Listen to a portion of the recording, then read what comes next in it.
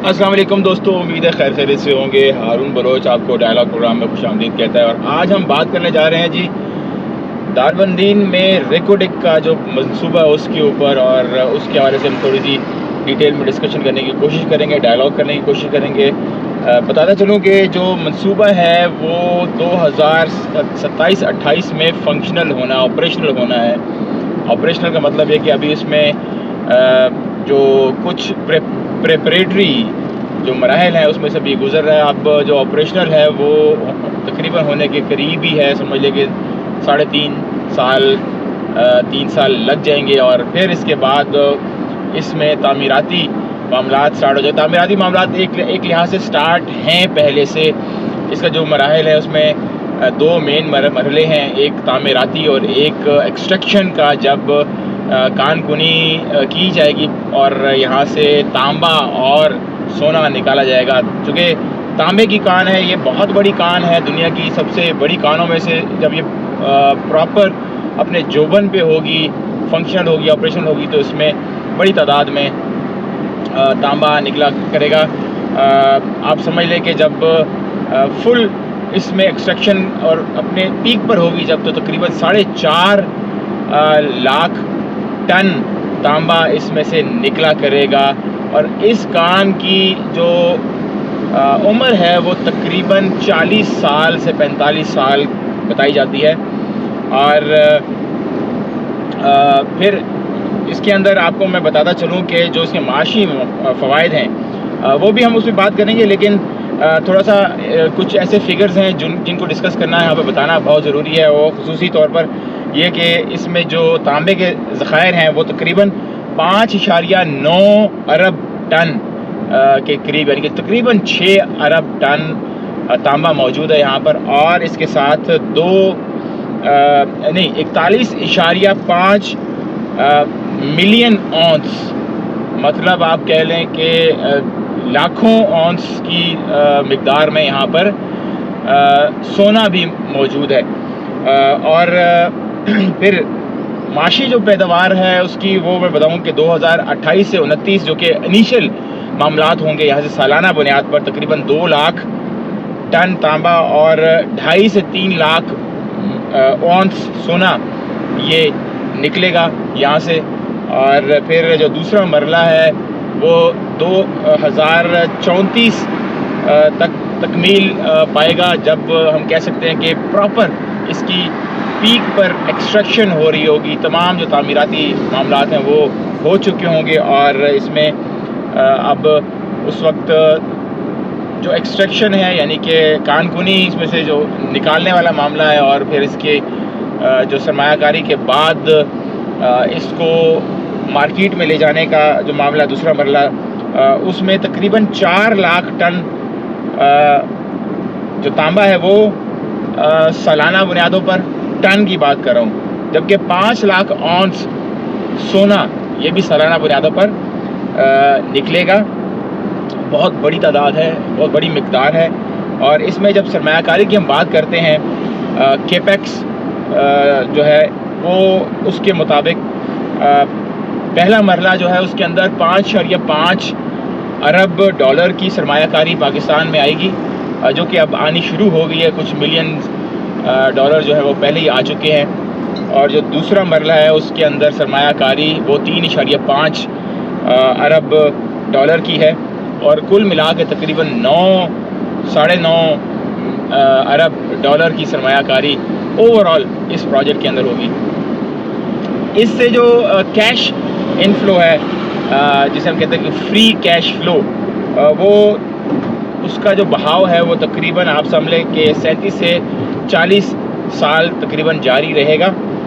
और ये तो टोटल जो मालियत बनती है वो है 74 से 75 अरब डॉलर, यानी कि 40 सालों के अंदर ऑलमोस्ट 75 अरब डॉलर पाकिस्तान में, बलूचिस्तान की मईशत में, बल्कि ओवरऑल पाकिस्तान में कहें वो इसके अंदर कैश फ्लो होगा। उसमें अब हिस्सा है मुख्तलिफ, इसके अंदर जो स्टेक होल्डर्स हैं, सबसे बड़ा स्टेक होल्डर डेफिनेटली वो कंपनी है, कैनेडियन कंपनी, जो इस पे काम कर रही है एक्सट्रैक्शन के ऊपर, जिसको ये ठेका मिला है, जिसको جس کے ساتھ یہ معاہدہ ہوا ہے. ایک اس کی ڈیفینیٹلی ایک اس کی 3-4 اس میں بیسکلی اس پورے پروجیکٹ کے اندر 2 سے 3 ڈیکیڈ مطلب 20 سال 25 سال اس میں تاخیر ہوئی ہے، کیونکہ ایک کیس چلتا رہا، اس کی وجہ سے ڈیلے ہوا بہت زیادہ، اور جوڈیشل ایکٹیویزم کا یہ نشانہ بھی بنا. تو آپ کہہ لیں کہ جو مین اسٹیک ہولڈرز ہیں وہ ایک تو چائنیز کمپنی ہے جس کے 50% شیئر ہیں، پھر اس کے اندر بلوچستان حکومت وہ 25% اس کو شیئر ملے گا اس کان میں جتنا جو کچھ نکلے گا، یعنی کہ 75 ارب ڈالر کا جو 25% ہے وہ بلوچستان حکومت کو ملے گا.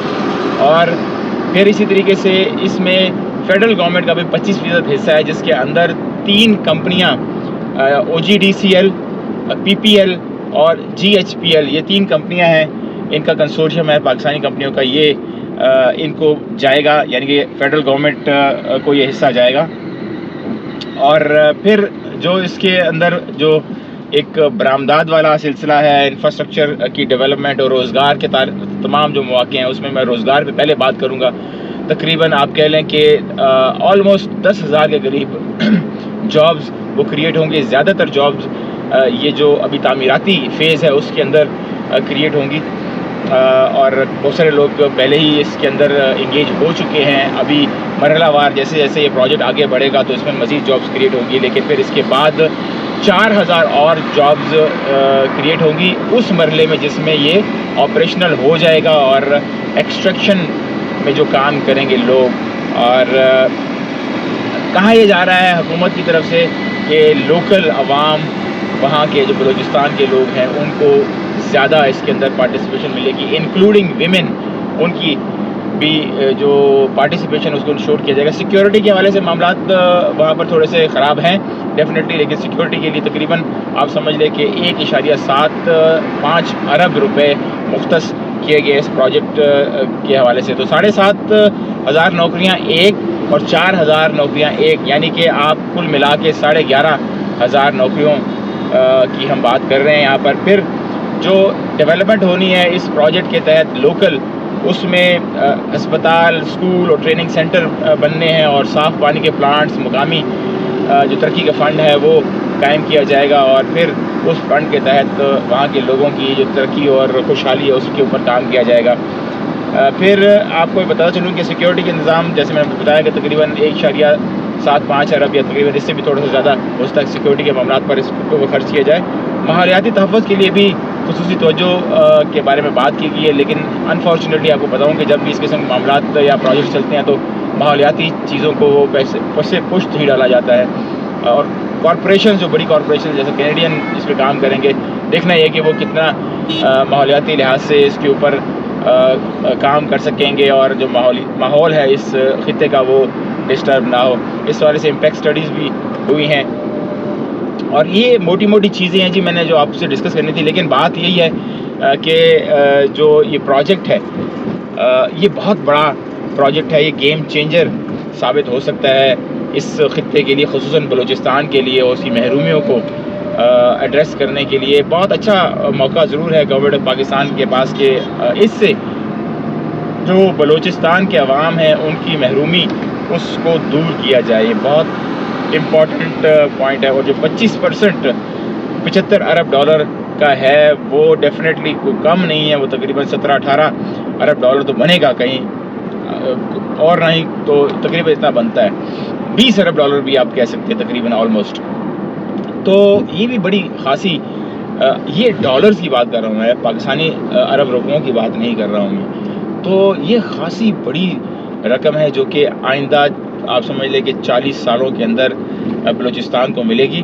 اور اس سے جو جی ڈی پی ہے پاکستان کی اس کے اوپر بھی بہت بڑا امپیکٹ آنے والا ہے. وہ کہہ رہے ہیں اس والے سے کہ سالانہ 2 ارب ڈالر جو ہے وہ جی ڈی پی میں اس کا اضافہ ہوگا پاکستان کی اکانومی کے اندر. اور آپ دیکھ لیں کہ بلوچستان کی اکانومی کے اندر اندھا دھند پیسہ آئے گا. اور آبادی بلوچستان کی نہیں ہے، رقبہ بہت ضروری ہے، بہت بڑا ہے، لیکن یہ کہ اگر اس کو آبادی کو فوکس کر کے اس کی ڈیولپمنٹ پر لگایا جائے، ریکارڈ ایک کا جتنا بھی پیسہ ہے اور رائلٹی کا جو پیسہ ملے گا وہاں پہ، تو میرے خیال میں اگر اس میں شفافیت ہو اور آنیسٹی ہو، اگر ول ہے گورنمنٹ آف پاکستان کی کہ اسٹیٹ آف پاکستان اس بلوچستان کی جو انریسٹ ہے اس کے اوپر قابو پانا چاہتی ہے، تو آئی تھنک کہ اس پروجیکٹ میں سے جتنا عوام کے اوپر خرچ کیا جا سکتا ہے وہ کیا جانا چاہیے. میں نے کل پروگرام کیا تھا پانی کے حوالے سے، صرف ایک میں نے علاقے کی بات کی تھی. آپ کو پتہ ہے کہ جو ڈیرہ بگٹی ہے جو کہ چیف منسٹر بلوچستان ان کی کانسٹیٹوینسی ہے، وہاں پر پانی بالکل نہ پینے کے مطلب ہے ہی نہیں. ایک تو ہوتا ہے نا پانی جو کہ پینے کے قابل نہیں ہے، وہ بھی نہیں ہے وہاں پر. تو آپ صرف انسانی لائف نہیں، وہاں پر ہر قسم کی لائف جو ہے وہ متاثر ہے. یہ صرف میں ایک خطے کی بات کر رہا ہوں، سبی میں ڈیرہ بگٹی کی، اور سبی اوور آل بلکہ وہ پورا ریجن میں نے کل بتایا تھا آپ کو کہ آپ دیکھ لیں. وہاں پر میں نے ابھی ریسنٹلی کچھ ہفتوں پہلے ٹریول بھی کیا ہے وہاں پر، اور میں جب وہاں پہ حالات دیکھے تو لوگوں کی جو حالت ہے وہ دیکھنے سے میں اب کیا کہوں، دیکھنے سے قابل تو نہیں کہنا چاہیے، بہرحال اتنا ضرور کہنا چاہیے کہ اللہ کی پناہ. اور یہ تمام شاخسانہ ہے ہماری جو پالیسی ہیں ان کا